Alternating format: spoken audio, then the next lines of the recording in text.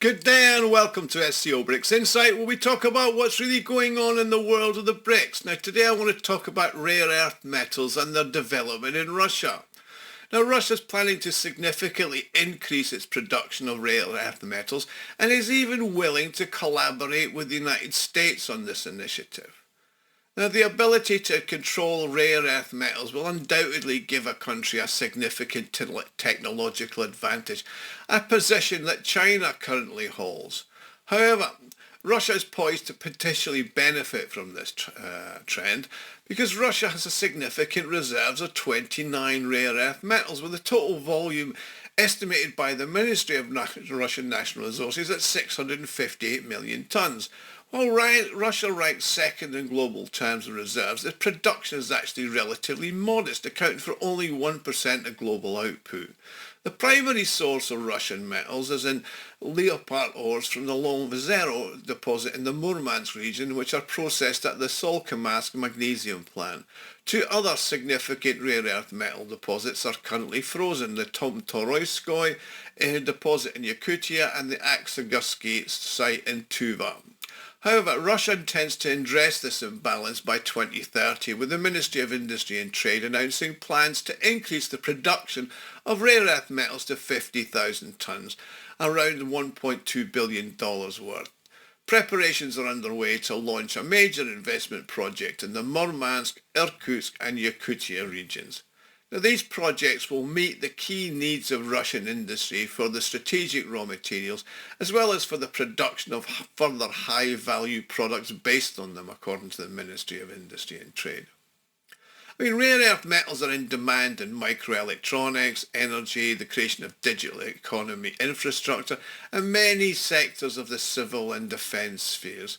In fact, we're talking about almost all sectors of the new technological order, which sets the dynamics of global progress. To successfully compete in the global markets and ensure long-term confident development of the Russian economy, it's essential to align with this new dynamic demand.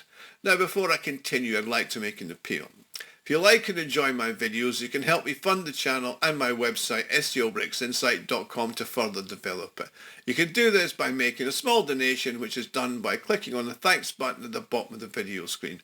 Everybody who does donate gets a personal thank you from me, and I'm thanking you all for watching because every view is important to me. Do keep the comments coming, so I love to respond to them. During a meeting on the extraction and processing of rare and rare earth metals, Vladimir Putin highlighted the launch of national projects this year entitled New Materials and Chemistry. The initiative aims to enhance the domestic industry's capabilities in the field of the new materials. Over the next 6 years, Russia aims to reduce its reliance on imports of rare and rare earth metals, aiming to increase the current rate of 75% up to 90%, according to Anton Alkyanov of the ministry. Now, the primary challenge Russia faces is the absence of the advanced separation technologies for these metals. Now, the presence of a wide variety of rare earth metals in the ores, such as a mixture of 70% lanthanum, 20% cerium and 10% other elements, does pose significant challenges. However, buyers typically require a more concentrated product, specifically the finalized metal, which can be utilized directly in manufacturing processes such as aircraft or oil and gas production, medicine, etc. Russia's primary objective is to establish a complete technological cycle from extraction and processing to the final product. Currently, China is the only country that has accomplished this feat. Russia lost the ability to separate rare earth metals from the ore after the collapse of the USSR, but is now trying to regain competence in this area. The Solkamsk magnesium plant, for example, plans to launch the separation of rare earth metal concentrate into individual metals by 2026. In Soviet times, this was not a problem. The fact is that the USSR at all stages of production were traditionally scattered across the different republics, as was the case in the aviation industry and in shipbuilding. Consequently, plans for the separation of rare earth metals together with the technology were also created not only in Russia, but in republics like Estonia and Kazakhstan. Now, after the collapse of the USSR, these technologies were not transferred back to Russia, as was the case in many other fields. Now, the global demand for rare earth metals is growing at a rate of 10% a year due to their use in the various electronic devices. And the information age has led to increase in Russia's involvement in this sector. However, achieving this goal will require significant investment, both financial resources and technological expertise. Now, in this regard, Russia is prepared to engage with American companies, according to Dmitry Peskov, who's the press secretary of the Russian president. He says that Americans need rare earth metals, and we have a lot of them, and we have our own plans to develop these strategic resources. And this opens up quite broad prospects for cooperation between our countries. Russia is poised to enter the global race for rare earth metals. Now, according to Vladimir Chernov, who's an analyst at Freedom Finance Global, he says that a nation with control over these metals will become a global leader in technological security. Now, while China currently leads in this sector, the United States has a significant gap to close.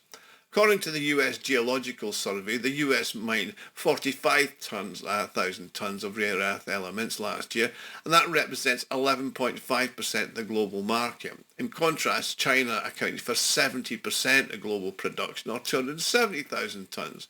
Rosneft, the mining body, estimates that China's control of the global market for rare earth elements ranges from 60 to 85%, depending on the element. In fact, China has a virtual monopoly and can single-handedly set prices for these metals, despite the significant difference in estimates of the Russian and American agency. The figures are roughly the same, which makes it clear that China controls a large share of the market and everybody's now dependent on it. Now, in light of the growing trade tensions between the US and China and the recent ban on the export of 3 types of rare earth elements to the United States as part of a broader range of sanctions, which are crucial for the production of advanced microchips, Washington needs to reduce its reliance on exports of this material from China. And this is despite the US's recent discovery of rare earth metals in the Ukraine and its ability to control these resources in order to compete with China. So it will require joint projects with Russia.